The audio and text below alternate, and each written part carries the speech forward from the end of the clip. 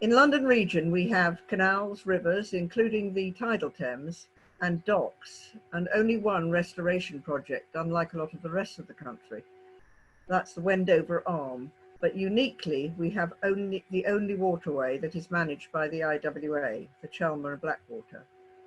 It was rescued from closure in 2005 and is now managed by the IWA subsidiary, Essex Waterways.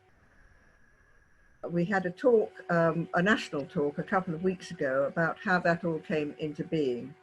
And who better than Roy Chandler, who you can see on your screen now, who is largely responsible for that rescue and is going to tonight talk about a journey up the navigation, showing us some historical and some current views. So over to you, Roy. Thank you. Thank you for that, Libby. Just a slight comment there that the main person involved with the rescue back in 2003, 2005 was Doug Beard. I was very much his sidekick at the time, before he then kicked me into the role that I have currently, which is that as a director and chairman of Essex Waterways. And Essex Waterways, who are we? Well, we are a wholly owned subsidiary company of the Inland Waterways Association. We were formed to take over the management and the operation of the Chelmer Blackwater in 2005, following the administration of the original navigation company. We're a volunteer-led, not-for-profit company. All the monies we raise are spent on the navigation. We save the navigation from closure and we operate it for public benefit. We use both employees and volunteers. Chelmer Blackwater Navigation, it's a 14-mile river navigation, and as it says, it's based on the Chelmer and Blackwater rivers. It's designated as a conservation area throughout its length. We have a public footpath for the whole length, 12 locks and original bridges, which are all listed structures. We have nearly 300 boats moored on the navigation and another 500 approximately that visit Heybridge Basin every year. The navigation runs from Heybridge Basin near Malden on the right-hand side of the slide, right up into the centre of Chelmsford to Springfield Basin. The navigation was authorised by Act of Parliament in 1793, opened in 1797. John Rennie was the principal engineer, William Coates the local resident engineer, and he went on to actually use the navigation and operate businesses on it. The navigation, as I say, is a river navigation. We have a fall of around about 76 feet from Chelmsford down to Heybridge Basin. It's mostly a pretty rural navigation, apart from a little stretch in Heybridge, Malden area, where it does go through some former industrial areas. So our navigation, we are going to take a trip up the navigation from Heybridge Basin to Springfield Basin in Chelmsford. I say our navigation, I have regularly heard it recently referred to as IWA's own waterway, which is rather nice to hear. Starting at Heybridge Basin, Heybridge Basin is in the centre of the slide on the right-hand side. You can see the dark, wider patch of water. The settlement of Heybridge Basin above that, Heybridge Basin wasn't there until the coming of the navigation, which saw it founded. You can see the navigation running up the centre of the slide, the dark line with trees either side. The green area below that, it's not grass or a park, it's actually a lake, a former gravel working that is now a wildlife reserve. Below that you can just see the seawall and the tidal estuary, and over on the left hand side you can just see Malden, Hythe Quay, which is famous for its Thames sailing barges, and then the moorings beyond on the Malden waterfront. A view from the tidal river with the old ship public house looking very welcoming alongside the lock, and I'm sure that does attract quite a lot of boaters into the navigation. Another view from the tidal river, with the lockkeeper's house on the left and the masts of the moored boats within Heybridge Basin just seen beyond that view. Heybridge Basin is always a busy location, particularly in the summer months. Lots of visitors, tourists, etc. Typical scene in the summertime with a locking going on. But the general scene hasn't changed a lot over the last century. Here's a view 1919 on a postcard. The lock, the pub, the canal side houses, all very similar. I think the only thing that has changed is probably more safety railings, etc., and safety features around the new sliding lock gate and the existing lock gates. This is our lockkeeper, Grant, busy locking through the old gaffers, and that actually refers to the boats and not the crews aboard them for a weekend visit. And the sea lock again seen. The length of this can be up to 55 meters long, so it is quite interesting to see clubs having their boats maneuvered into the lock on return from the basin or visiting the basin on a busy weekend. And here you can see a very busy lock scene with a club about to leave. It's not always been so. In the 1950s, the navigation was still in commercial use. This is an eel barge in the lock. Eels were brought in from Scandinavia and they were stored on these barges, fattened up and then taken to market in London. Beyond the lock, you can see a large timber store where Scandinavian timber was brought in and stored. Unfortunately, I suppose, that building is no longer there, although it might have been useful to us. The little building to the left of that is still there. That is now our facilities block, providing toilets and shower facilities for the navigation visitors. Sea lock is quite a big monster. It's 7.5 meters wide. This is a view taken just a few years ago. We had a period when Essex and Suffolk Water, who assist us with maintenance on the lock, were carrying out repointing work here, having replaced both top and bottom sets of gates and rebuilt a completely new sliding gate at the lower end of the lock. The gates you can see in the distance are the Environment Agency's floodgates, and although we spent 3 years working on the lock gates and improving the lock, refurbishing the lock, we still wait for the Environment Agency to refurbish their gates. The lock house, listed building, overlooks the lock, gives the lockkeeper supervision of the area. Does put him in a very prominent position though. In the winter, when we don't have the visiting boats, both clubs and individual boats, we accommodate some Thames sailing barges who come and stay for the winter, take up the visitor moorings. This is Gladys, who normally is based in St Catherine's Dock, currently away for some refitting. And Thalata, another Thames sailing barge that comes to stay with us in the winter.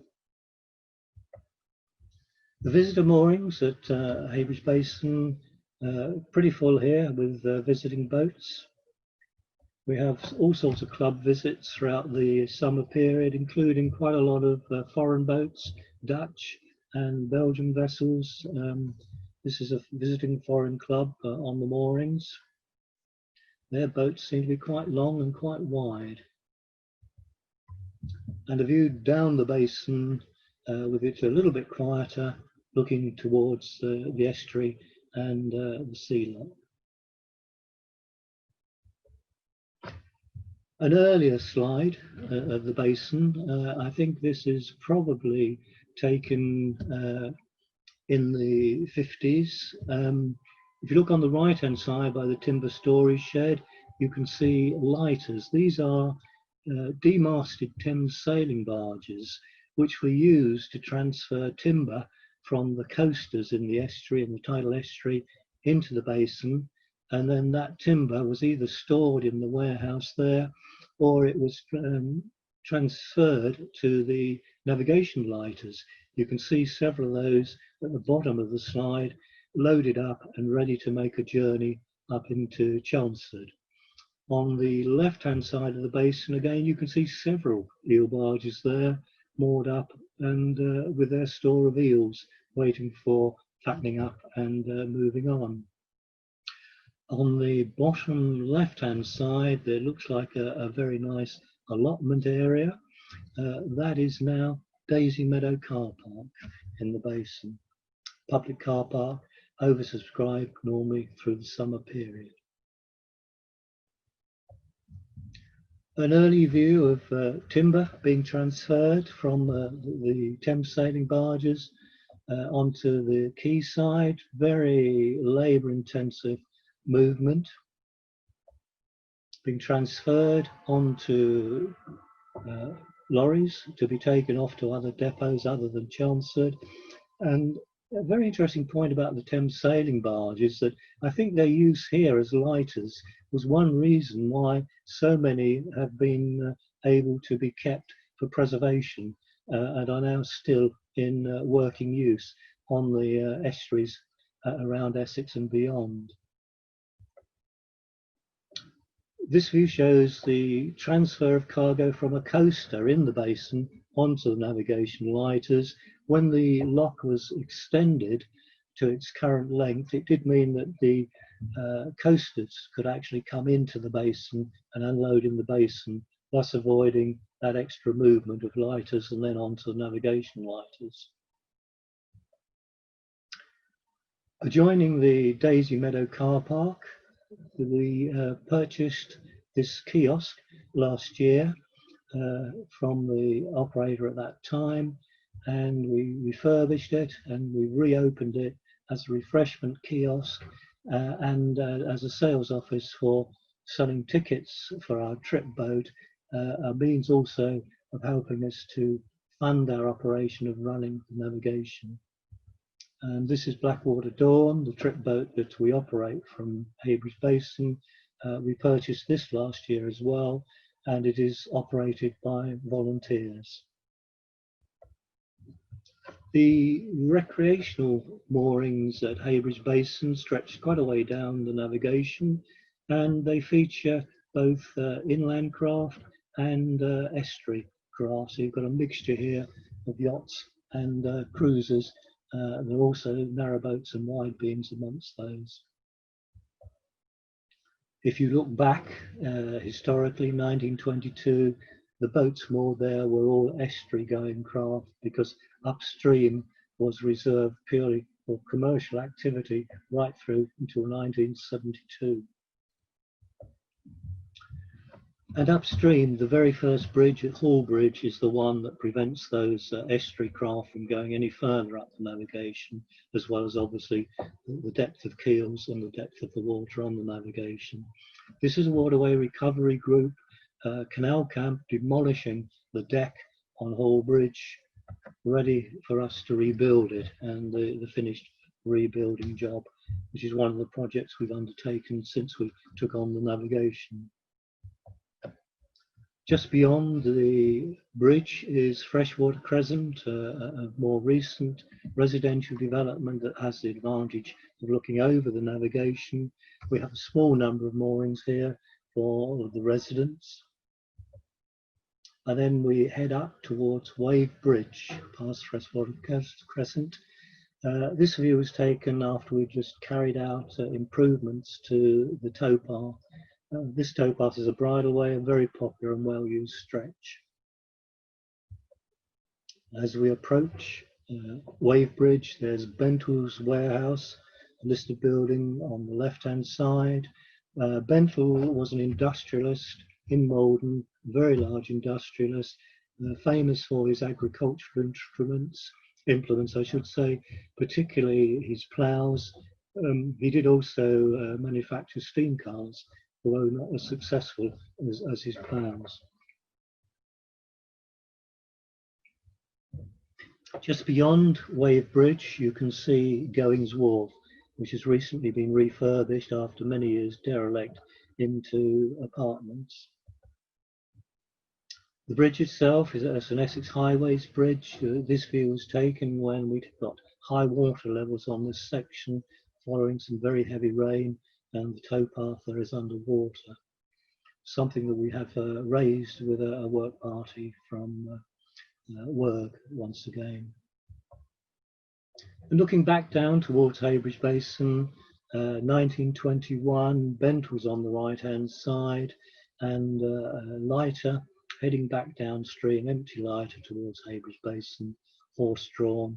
And I always think, looking at these old pictures, how well manicured the towpaths were throughout those working days. If you head upstream beyond Wave Bridge, there's an industrial area. The little cottages on the right are still there. The industrial area was very much taken over by Bentals, who had a very large engineering works here. But that is now gone, and we have more recent industrial units along this stretch. These were refurbished a few years back, and in the process, the owners, together with ourselves, found the original navigation wharfs all along this section of canal, and they were opened up and exposed, including all the original stone copings. And in that industrial area, there's a little mooring spot for Le Bouchon, which is a local hotel restaurant, and they run afternoon tea trips and trips for their guests down the navigation to Heybridge Basin. And then we head under Blackbridge, which really ends the industrial area. This view again is looking down the navigation towards Heybridge, and as we come beyond Blackbridge, which as I say is a highway bridge, we start going through a residential area, some fairly recent properties here, Bembridge Close, overlooking the navigation. Again, fairly high water levels when these photos were taken. And then we come to the Heybridge Milllead. This is the old line of the River Blackwater that discharges out over into Sadsdam and then Heybridge Creek.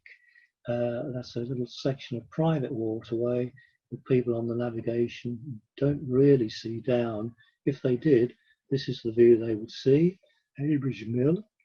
In fact, it is now only the mill house. There was previously a mill there which was demolished in 1955. This view is looking back towards the navigation with the Blackwater River in the front part of the slide, and the mill house on the right hand side, which still remains.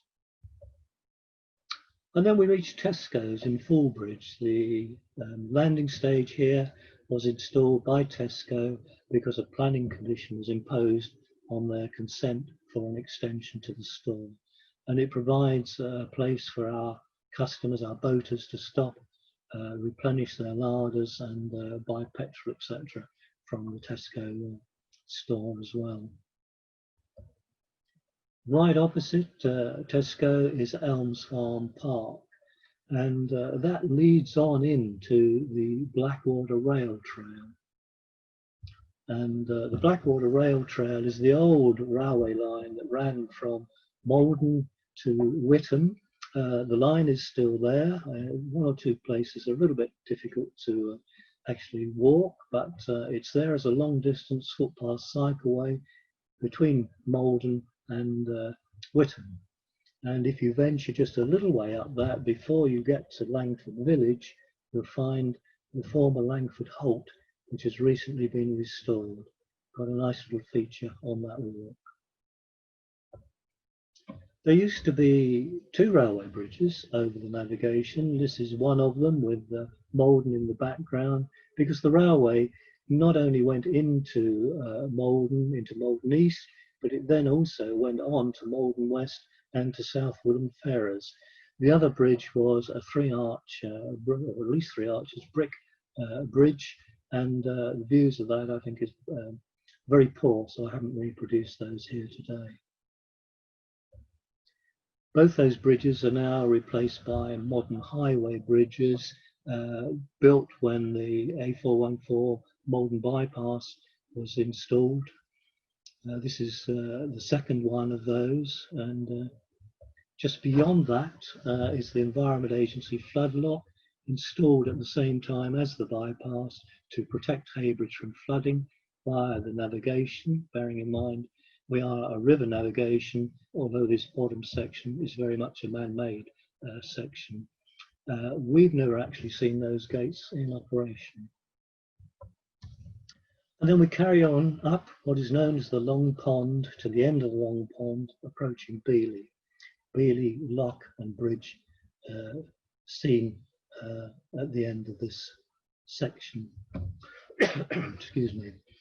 Beeley Flood Lock, as we approach Beeley, on the right-hand side here, you can see Langford Cut.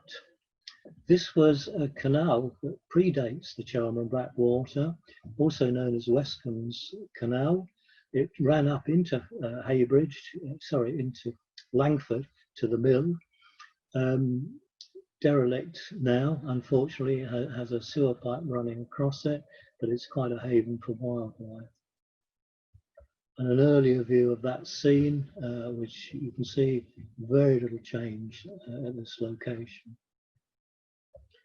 But the Langford Cut went on beyond the navigation. The aim was for it to connect with the tidal Chelmer, but that didn't happen because the Chelmer Blackwater came along and cut right through it, and meant that the Langford Cut could now access the tidal river, the estuary, by Heybridge Basin. So this lower section was never completed. Passing on through the flood lock, we have Beeley Long Weir on the left-hand side, which flows into, the water there flows into the tidal Chelmer. We've got the navigation lock in the centre of the slide, just beyond that.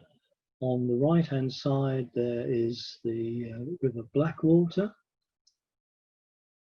coming in and crossing the navigation. Again, a 1906 postcard of that scene. The Blackwater straight ahead in that view, the Long Weir Bridge on the left-hand side. And another view with an empty lighter, again heading back to Heybridge Basin, 1924, that one. A little bit more vegetation in that one. On the right-hand side here, there is a small visitor car park, courtesy of the adjoining farmer, landowner. Next to that, the River Blackwater flows in, as I've said. There's a view, a current view up the Blackwater, which isn't open to navigation. It's owned by Essex and Suffolk Water. And then looking the other side of the Long Weir, we look down the tidal River Chelmer. This view with the tide out, and a similar view with the tide in. The structure over in the background is the weir from the Chelmer, which takes the main flow of the river away from the lock here. And when we have high tides, the tidal Chelmer will actually flow over the Long Weir into the navigation of the Blackwater, hence the reason for those floodgates and the reliance very much on the original lock gates, flood lock gates here, to hold those waters back and stop them heading down into Heybridge and flooding Heybridge. But those floodgates are also put into action when we have flood flows on the Blackwater and on the Chelmer. Here you can see the river quite angry, discharging over into the tidal estuary. And you can obviously realise if we've got a high tide at the same time and such flood flows, then we do get quite a bit of flooding here. Looking down the estuary with those flood flows underway.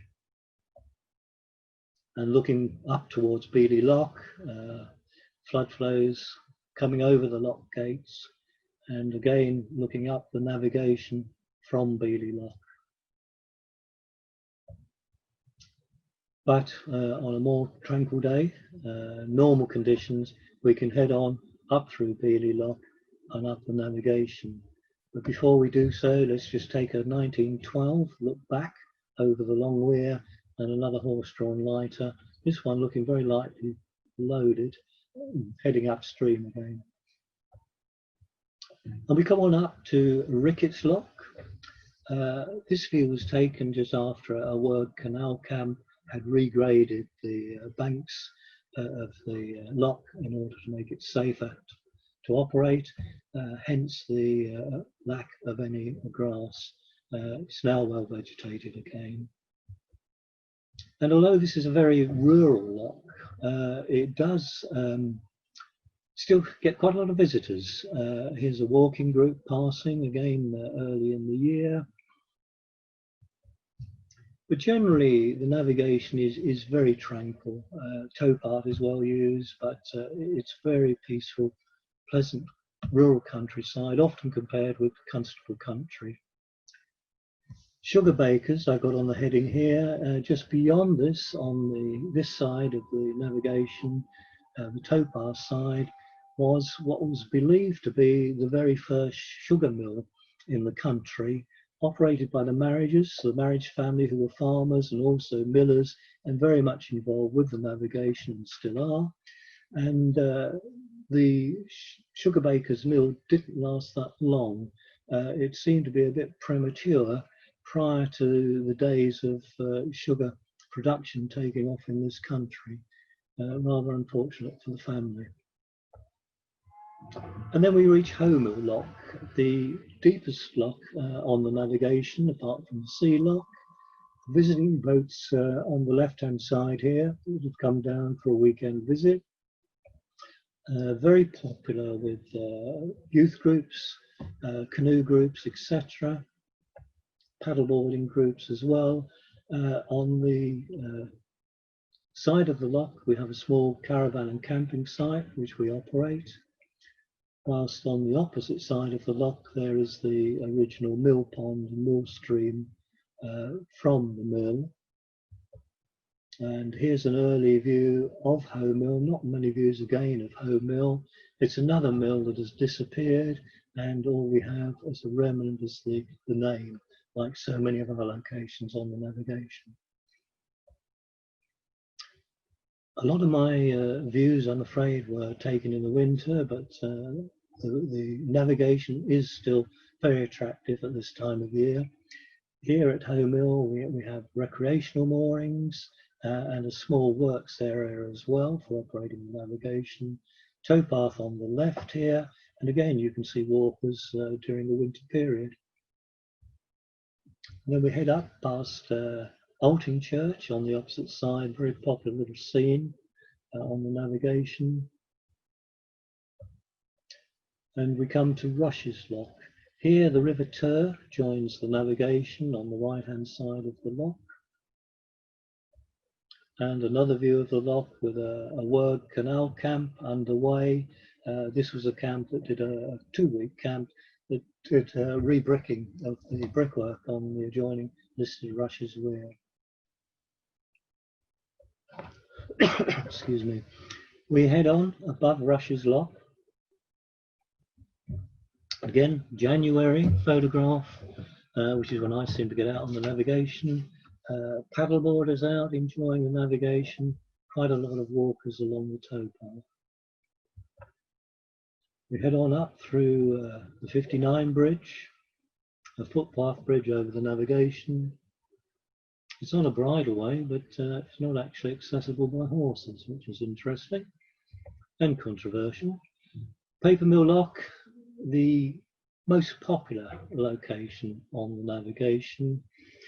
Here you can see the ambulance service carrying out training, fairly regular visitors to Paper Mill, maybe something to do with the tea rooms that are there, but a nice stretch of water to practice on. And our trip boat Victoria leaving the lock at Paper Mill. The bridge is a very recent addition by ourselves to provide improved access to our offices and the moorings on the Lock Island. And looking back towards the road bridge here at Paper Mill, it is said that the design of this concrete bridge which is now suffering from concrete fatigue, was done to acknowledge the timber structure of the earlier bridge. And here is a photograph of the earlier bridge with its timber central deck. And looking downstream from Paper Mill Bridge, again, horse-drawn lighter. This one seems to be loaded and going downstream. Very popular spot, becoming more popular every year. It's been extremely busy this year with the COVID crisis. People just coming to visit, picnic, relax. We have quite a lot of canoeing. Canoe groups use this for training as well. Here's a young group learning to canoe. Future customers, we hope. Paddleboard clubs, and we run 2 trip boats from here, Victoria, which you've just seen, and Albert, a smaller trip boat. Albert again is operated by volunteers. But we do still have our little surprises, even at Paper Mill. This was a view taken of the resident kingfisher. We often see quite a lot of photographers hanging around in the winter period, trying to get shots like this. Paper mill, very few illustrations I can find of the original paper mills. This one, I'm afraid, is a little bit on the faint side, but it does give an impression of the size and dominance of the former mills here. Again, long gone, I'm afraid, and the area where they sit is now known as Treasure Island, which has a modern bungalow on its site. But the original stables at Paper Mill still survive. They are now a very popular tea room adjoining the lock. And on the other side of the lock, the island side of the lock, there's the original bothy building where the bargees would stay overnight. It was a bunkhouse for them when they were breaking their trip up to Chelmsford. In the latter years, the crews used to change here at Paper Mill Lock so that they could return home the same day and not have to stay out overnight. The bothy is now our main company office for Essex Waterways. And on the island, we also have workshops, storage buildings, and a kitchen, which provides the catering for the Trip Boat Victoria. And as I say, our main office. A 1970s view of Paper Mill, that same view of the island, not long after Victoria was introduced to the navigation in 1975. But I think you can see from that it shows how popular the navigation has become very much in recent years. I've mentioned flooding several times. This is a fairly recent shot of floods late last year. Typical of what happens at Paper Mill. The banks overbreached. The navigation generally in high flood flows becomes inaccessible. All our road access points can be under floodwater, and very difficult to actually get to our sites, although we do have resident caretakers at all of them who live on their boats and are thus quite safe looking after the moorings and our interests. Looking back towards the old stables tea room, a fairly busy scene before they've recently installed new umbrellas here. And looking upstream at the towpath, very busy section of towpath here, popular with walkers all year out throughout. So much so that the summer car park is regularly oversubscribed, along with a lot of the other locations, and the number of visitors we've had over the last couple of months has meant that the parish councils have now organised double yellow lines at both Paper Mill and Hoe Mill, because road parking had become a real problem. So that's a future problem that we're going to have to deal with. The number of visitors is exceeding the accommodation that's available for parking. Looking upstream as we head on up, the recreational moorings at Paper Mill, very popular moorings here, always full. There's always a demand for moorings on navigation. And we reached Little Baddow Mill, again a former mill site, just the house remaining. The mill stood on the left-hand side of that, and you can still see remnants of some of the infrastructure for that in the brick arch here that we recently repaired. We're adjoining that, we rebuilt a couple of years ago after a major failure, carried out in-house by Essex Waterways staff and IWA's consultant engineer. We reached Stonham's Lock. This was a slide taken just after refurbishment of the lock, installation of new gates, and normally when we do such work, we try and improve the surrounds, the landing stages as well, which is what you can see here. And then on up to Cooton Lock. All these locks have weirs alongside. This is the only one which has a World War II pillbox, listed pillbox on its island. The locks are 16 feet wide by 60 feet, the original dimensions being in feet, so I still use those. And then we head on up to Sandford Lock. An earlier view of Sandford Lock. This is quite an interesting one because it shows the original lock house on the left-hand side of that. Again, a structure that has disappeared, but it did look like a very attractive house from the original time of the navigation built. Recreational moorings above the lock. You can see willow trees on the right hand side. We grow willows all along the navigation. Commercially, they are used for the manufacture of cricket bats and provide a source of income to us. And below the lock we have installed more recreational facilities, moorings here, and the reason for those long mooring posts is illustrated in this slide, which shows the Ribbridge in flood, and those long mooring posts stop the boats overriding the bank. Quite effective. Again, a view above the lock with a walking group. It's amazing how when you're on the navigation you do see groups like this making their way along. And at Sandford Mill, again, there was another major mill. This view, 1923, I think just before the time, or round about the time that the local corporation took over the site, purchased the mill to build a waterworks. And in that process, they actually demolished the mill, which obviously now is a great shame that we've lost such an imposing structure. And now those waterworks buildings are now all redundant. The waterworks here is vacant, owned by the local authority. The filter beds you can see in the very prominent in that view, just a few meters from the navigation, and we would love to actually use those filter beds for future moorings for a marina serving the navigation to cope with the demand we have for moorings. To locate you here, the bridge, the road bridge in the foreground is Bundock's Bridge, the second bridge that you can see in the views up from Sandford Lock.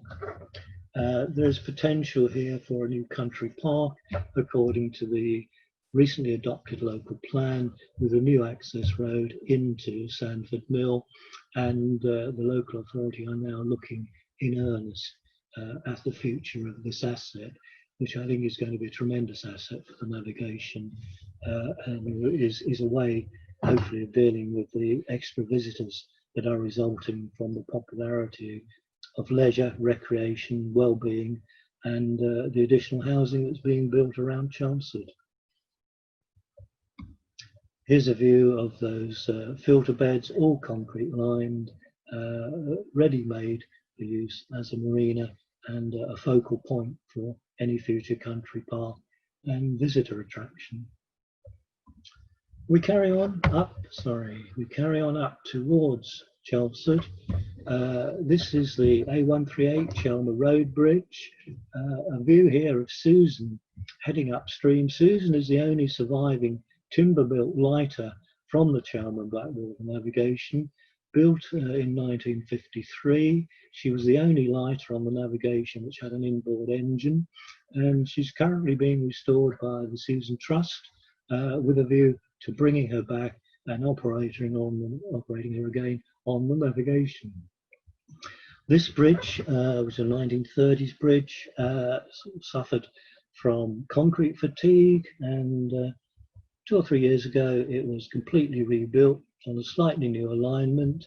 This is the new bridge with its artwork on the parapets and on the walling next to the Navigation, and unfortunately he's gained quite a lot more artwork since in the form of graffiti along those nice artificial stone walls.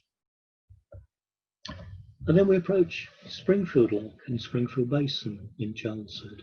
The former gasworks reforming plant on the left-hand side, very dominant in this view. And you can see it in this slide, in the centre of the photograph, probably in 1960s. The Navigation, just beyond that, the line of trees, and towards the centre of the side, the head of the Navigation at Springfield Basin. And in the foreground there on the Chelmer, you can see the automatic weir, which controls the water levels in Chelmsford. 1992, a view of Springfield Basin, a derelict listed lock and a derelict listed bridge. Very much the focus of IWA's attention at that time, when the Chelmsford branch put together a restoration package to restore the lock and reopen Springfield Basin for recreational use. This is the grand opening in 1993 with the dignitaries of Pond Victoria venturing through into a restored Springfield Basin. And on the right-hand side of that, the restored basin encouraged redevelopment of the area with a series of planning briefs by the local authority. And here on the right-hand side, we have Lockside Marina. The boats coming downstream are Sandford boaters after a weekend visit, end-of-season cruise to the basin. And that development is called Lockside Marina. This is the grand opening because it has a little marina basin as its focal point. On the opposite side of the lock is Chelmer Waterside. This is a current redevelopment going on that we proposed way back in 1985 that this derelict brownfield land should be developed. It's now actually happening, something like 430 plus apartments being built on that site at the moment. Springfield Basin in the past was totally industrial, just a public wharf at the end, but there were warehouses, there were lime kilns, there were granaries, timber wharfs, coal wharfs, hive of activities that really led Chelmsford into its industrial role that it played at a later date. And a view in the 1960s probably here of Brown's Timber Wharf in Springfield Basin. I say 1960s because you can see the steel lighters here with their Harbour Master outboard motors. And a shot looking down on the basin, Navigation lighters there at Brown's Wharf waiting to be unloaded. All of these buildings, apart from the white roof shed alongside the Navigation in the foreground, have now disappeared. That shed currently remains. It is to be converted for commercial use as part of the Chelmer Waterside redevelopment. A 1992 view of Springfield Basin. This shows you what happens if you don't use your waterways. The Navigation stopped commercial use in 1972, timber no longer coming into Chelmsford. This is what happened to the basin. This was what it was like when IWA started its restoration project. And that restoration project and reopening resulted in redevelopment of the area, regeneration of the area, which, as I say, is still going on today. A fairly recent view of Springfield Basin, now occupied by recreational moorings, and showing the redevelopment around the basin, the pontoon in the centre, now has residential moorings on it, and the view straight ahead with the green trees and the tower crane is the Chelmer Waterside site. And that is where, again, we have planning permission for some more residential moorings to help meet the demand which we are seeing in the Chelmsford area. If you carried on past Springfield Basin on the River Chelmer, you come to the automatic weir. Now, IWA has campaigned since 1985 for a new cut or a canal and river link between Springfield Basin and the rivers in the city centre. The record office there, Essex Record Office, on the left-hand side of this image, was built to overlook the new cut. And now the local authority, with its change of administration, are quite seriously looking at the potential of the waterways in the city centre and a possible link between the navigation and the city centre waterways. They do, however, favour a lock alongside the weir rather than the cut. We are disappointed in some respects because a cut provides better connectivity to the city centre waterways and a much better water supply to Springfield Basin. But obviously a lock linking the city centre waterways is preferable to no link at all, and we are very hopeful therefore that we may, in the not too distant future, see boats in the centre of Chelmsford. If you want to see more about how IWA became so deeply involved with this navigation, how Essex Waterways operates, and what might happen in the future, there is another presentation on the IWA webinar Facebook page, which you can view. Thank you for your attention, and we'll obviously now go to a period of questions. Thank you. Over to you, Libby. Thank you. I found that absolutely fascinating, and I want to get back on the water as soon as I can. I'm sure others will agree that that was a really interesting trip up the navigation, and I'm sure you'll have lots more visitors as a result. I'm going to start the questions with one that was sent in before, and it was sent in by Richard, one of your skippers for Chelmer Cruises. He's interested to know if you have any idea when we might be able to recommence operations on the navigation. Hello, Richard. I wish I knew. I mean, at the moment, the advice is still that we can't actually operate the trip boats. I think it's going to be very difficult to see how one can do this, even with the 1 metre social distancing. And I think in a way, the directors feel we may not be able to operate this year, unfortunately. If we can find ways of doing it, we obviously will, because there are so many people visiting the navigation at the moment. It's a great shame we can't offer them a river trip. So we're hoping we'll see you back soon, Richard.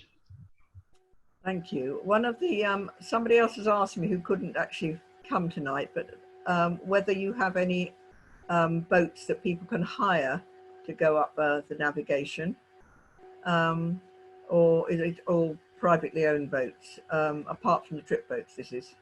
Yeah, no, there aren't any hire boats as such on the navigation. In previous years, I think there's been 3 or 4 operators try operating them. The problem basically with the navigation, it's only 14 miles long, so you can cover it in a couple of days. So it's only really suitable for, short stay visits. And I think the operators found that one should explain how a lock operated. The boats went out, got to the next lock and forgot how to do it. So it became quite an operational exercise keeping them running. What we can do though is offer Albert for hire. If there's a family or group that want to travel the navigation, we can provide Albert with a skipper for people to do that. Parties up to 12 people. All right, thank you very much. And so how far does the trip boats normally go? The smaller trip boats, our ones, are normally just an hour-long ticket trip. but they are available for longer hires if people want to hire them, you know, 2 hours upwards. I mean, we do have some trips that can be sort of 5 hours or so. They are basically available for people to, you know, make their own preference of how they want to hire them. Thank you. Now we have we've had some we've had a number of complimentary comments about these Zoom meetings, but in terms of questions, we have one from Colin Adams saying, in normal inverted commas times, what is the balance between employees and volunteers, and what is the turnover and surplus made? Right. Are you able to answer that? Difficult ones. As far as normally, we have three lengthsmen full time. We have a waterway manager and a lock keeper full time. We have part-time admin staff, part-time cleaners. We have part-time caretakers. So I think our part-timers add up to sort of 11 or 12. Then during the summer season, we have quite a few part-time crew for the Victoria boat that are employed. Volunteers, very difficult to say at the moment. I mean, it does vary because not only do we have individuals who come and work regular days a week, but we then have the occasional groups that will come and help. So very difficult number on our volunteers, but we're always pleased to see more people volunteering. Our turnover is probably heading towards $750,000 a year. All monies that are actually raised do go back into the navigation. So, you know, if we have a surplus 1 year, that will be spent on maintenance improvements during the next year. So basically, nobody's taken any profit out of the water. I don't know whether that helps. It's a difficult one to answer. Sounds as if it's covered what was asked. Just a reminder to everybody, do keep the questions coming into the Q&A box. I know there's a couple that have disappeared into chat, but I'll rescue those in a minute. But please use the Q&A box. We want to have one from John Halford asking if Essex Waterways benefits financially from redevelopment taking place. And is any of the land owned by Essex Waterways?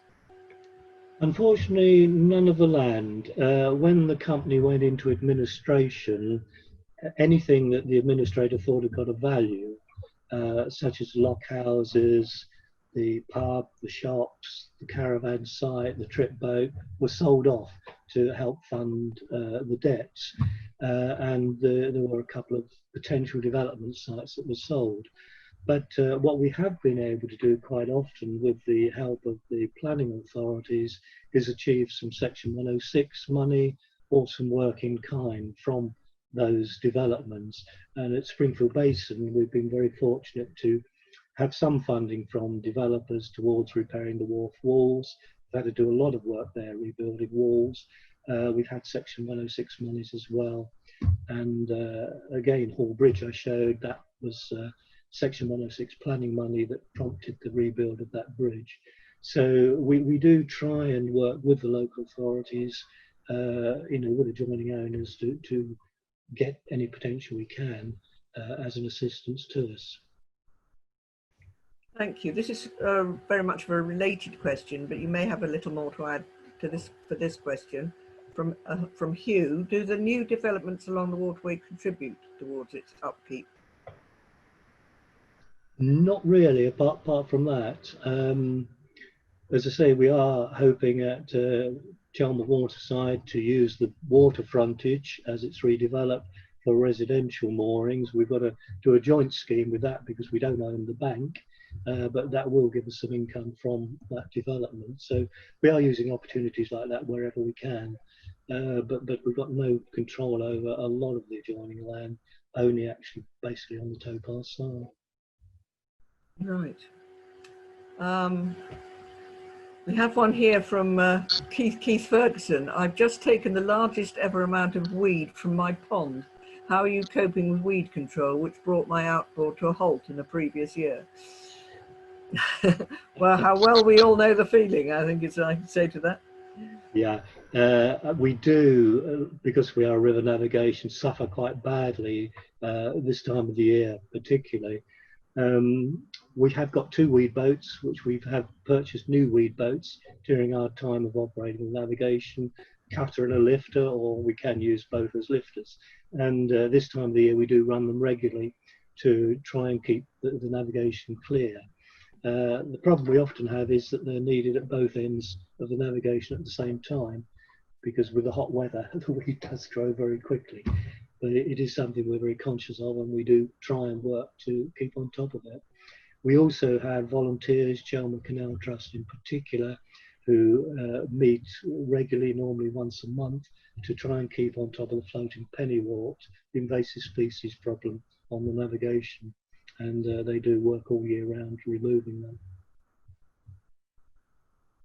Right. We have one from Jean Carr saying, is there a slipway? There is one slipway, which is at Paper Mill Lock. It will take trail boats, and if you need to arrange to use that, then contact our admin assistant, Sarah, at Paper Mill, and she can arrange for the access to that and for the necessary licensing arrangements for the navigation. Right, I'm going to go to the ones that have appeared on the chat. One is from Philip Riley. To what extent does the tidal Chelmer overtopping the Long Weir affect salinity in the navigation? We hope not too greatly, because of the floodgates, which we try and keep closed to actually stop that salt water coming down the navigation into Heybridge. So it's a fairly minimal effect. You can get a similar thing at Heybridge Sea Lock, with seawater coming in from that end as well. But it is fairly minimal as far as we're aware. It doesn't create a problem. Right, thank you. And Maureen Wood is interesting here. She's saying, is the bungalow at Treasure Island in use? We used to visit there with school groups from the London Borough of Newham. We actually camped in the gardens back in the 80s before doing a canoe trip. Yeah, the bungalow's still there. It's no longer London Borough of Newham. It's privately owned now, and I'm not sure if it is at the moment, but it was fairly recently on the market. So if you're interested in going back to Treasure Island, it may still be available to purchase. Right. Right, we have one from our national chairman, Paul Rogers. What is top of your wish list in terms of a significant future development of the scale of the reopening of Springfield Basin? The river extension or something else? Good evening, Paul. I think in a way, from the operation of the navigation, it's got to be something like Sandford Mill, and looking at the potential there for additional moorings for the marina, etc. And I mean, at Springfield Basin, I think over the next year or two, we'll see the completion of the Chelmer waterside development and the landscaping of the remainder of the basin, which will be quite nice to see, after so many years of sort of brownfield dereliction there, to really see the basin coming to fruition. That will be quite interesting to see. And residential moorings there will also provide us with some additional income. Mm. Yes, not only are we welcoming Paul Rogers, our current national chairman, this evening, but we're also pleased to be welcoming Audrey Smith, one of our former national chairmen, this evening. A question from Mike Newman, who's chairman of the Lee and Stalk branch. How much further would become navigable if the automatic weir was bypassed? There will be several bridges in Chelmsford that need lifting to allow navigation, but most of those are quite narrow pedestrian bridges that are on footpath cycleways, so they need to be wider and really are due for renewal anyway. But on the Can, I think you're going to get probably a mile or so's additional length right up in towards Admiral's Park. On the Chelmer, it will be a lesser extent because the low bridge is there, and the gauging weir near Victoria Road will prevent navigation. Excuse me, but I think what you will do is bring a lot more interest right into the city centre. You know, activity on the waterways will be very beneficial to the character and the tourism in the city centre. Well, thank you very much, Roy. That seems to be the end of the questions, except somebody has asked about the previous session on the history of the Chelmer and Blackwater, whether it's available still. I think, has that one come out on YouTube, on the IWA YouTube now? The one you did, the one you did on the 9th of June. Is that... Yes. That is on the IWA webinar Facebook page.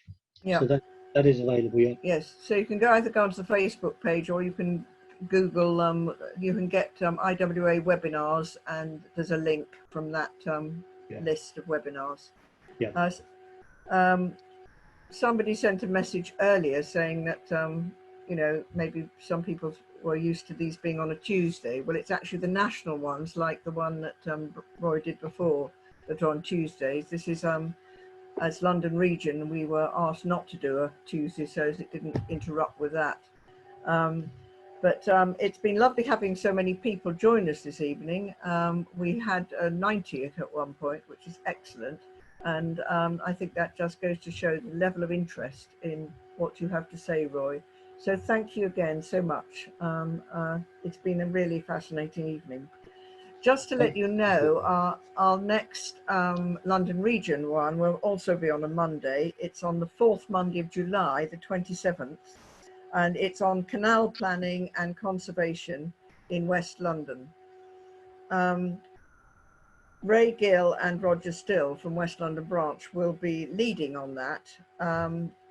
But it's although it's based in West London, it is designed to encourage us all to get involved in planning and conservation matters in our own areas, to ensure we protect our waterways heritage and our rights of navigation. I've just noticed there's something else come through, but I think it may be well, Andy Clark. I know that yes, he's on the same question as in my mind as well. Would you be happy to entertain a flotilla of narrowboats from St Pancras Cruising Club in the future? You see, we're scheming to come round the coast and come to you. I'm sure we would. You'll probably, if you're coming in at Heybridge Basin, which I imagine you are, you'll probably need to sort of book a slot with us to make sure that we can accommodate you, presumably for a weekend. So that would be a very interesting operation to see. Well, we do things like that, so that's something to look forward to. Paul has put up on the Q&A page the link for the previous talk. So thank you, Paul, for that. So it just remains for me to say thank you again to Roy for a fascinating evening. Thoroughly enjoyed it, and hope everybody else has as well. And hope you enjoy the other webinars that are being shown, and look forward to seeing you next month. Thank you.